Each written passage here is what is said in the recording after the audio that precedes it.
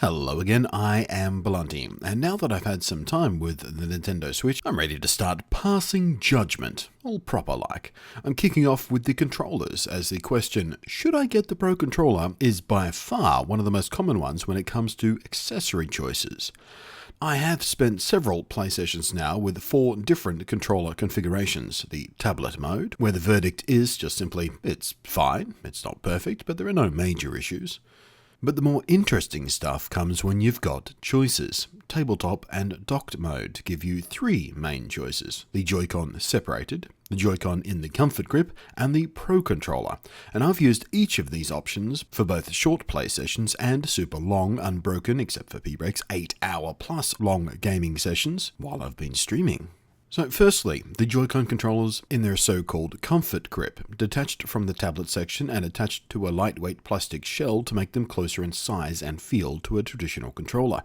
In my experience and opinion, this is in fact the worst way to play. The tight spacing, the shallow grip and lack of a finger space at the back that you usually find on modern controllers mean that my hands felt cramped and fatigued far faster than any other option by a very wide margin. I can tell you right now, I will personally be avoiding this option from here on in. Hopefully, a third party comes up with a more ergonomic version of this idea, because the concept is solid, it's just Nintendo's execution sucks a donkey's brown spot. Next up, the obvious choice, the Pro Controller. It looks, feels, weighs, and handles very much like most other modern standard controllers. Its more generous finger curl space and lobes make it sit in the hand much more naturally and encourages a relaxed grip, which I found easy to use for extended hours. All the face buttons fall easily to hand, or thumb, with excellent ergonomics accommodating the natural sweep of the thumb's range of motion, as opposed to the vertical and more cramped alignment of the Joy-Con. The proper D-pad is also a plus, if you'll excuse the irresistible pun.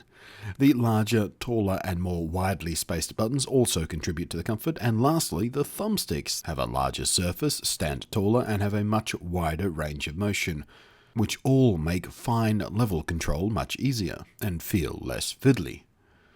All in all, it is a superb controller by any standards of traditional controllers, only made better in fact by its mammoth 40-hour battery life. So the obvious choice for a superior controller is obviously better.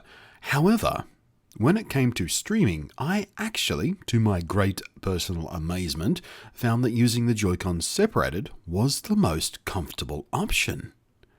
With the controllers like this allowing my arms to sit in a natural, wider stance, which left my whole posture more open, my shoulders sat wider, it freed my wrists from being locked into a shared angle and free to move independently, it all culminated in a remarkably comfortable extended playtime. In fact, it was much more like playing a PC game with a mouse and keyboard where my hands would also sit on the desk at a similar, more natural and relaxed wide spacing. The vertical arrangement of the controls and overall smaller buttons and spacing seemed even easier to deal with like this too, possibly because my wrists and grip could accommodate each one separately. My only real issue in this arrangement was reaching for the screenshot button. As a photo nerd, I really like the ability to jump faster and blinded to that button on a Pro Controller, where with the Joy-Con I often had to look down or feel about for it to hit it, meaning simply that I risk missing a fleeting moment that I wanted to capture. But that is a very, very minor thing, and indeed something that won't even affect all people. After an 8-hour-long stream with the separated Joy-Con controllers, my neck, my shoulders, my back all felt far more relaxed than they normally do, remarkably so in fact, and I attribute this to being able to move my arms around independently, at will, without compromising my control. Resting my hands on the desk or down at my sides or on the arms of my chair or over my head and any left-right combination thereof. If you had asked me a week before the release of the Nintendo Switch, I'd have told you that I expected this option to be the hardest to deal with.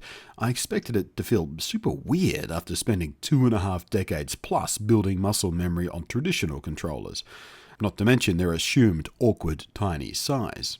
But even with my great big man paws, I was amazed how much I liked this. Now sure, the Joy-Con are not perfect. I think they could stand to be a bit bigger in fact for an even more relaxed and comfortable grip. And to explore this idea, I have in fact ordered 4 different kinds of accessory grips to test just that.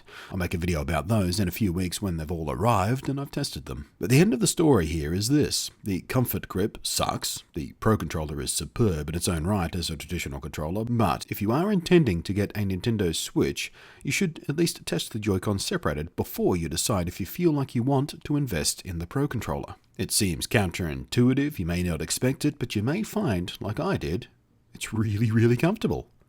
But me, personally, going forward, even though I think I'll spend most of my Twitch streams using the Switch with the separated Joy-Con, I'm not giving up the Pro Controller. It is still going to be the superior experience for a lot of the time, especially when it comes to games that want a D-pad in its traditional role, or games that benefit from finer thumbstick control, or want more rapid changes between right stick and buttons than Zelda does, for example. I fully expect there'll be situations and games that pull larger benefit from the Pro Controller than even Zelda does. So my general advice is this. Unlike my expectations, the Pro Controller is not an immediate necessity, even for old schoolers like me, but it is a worthwhile investment all the same.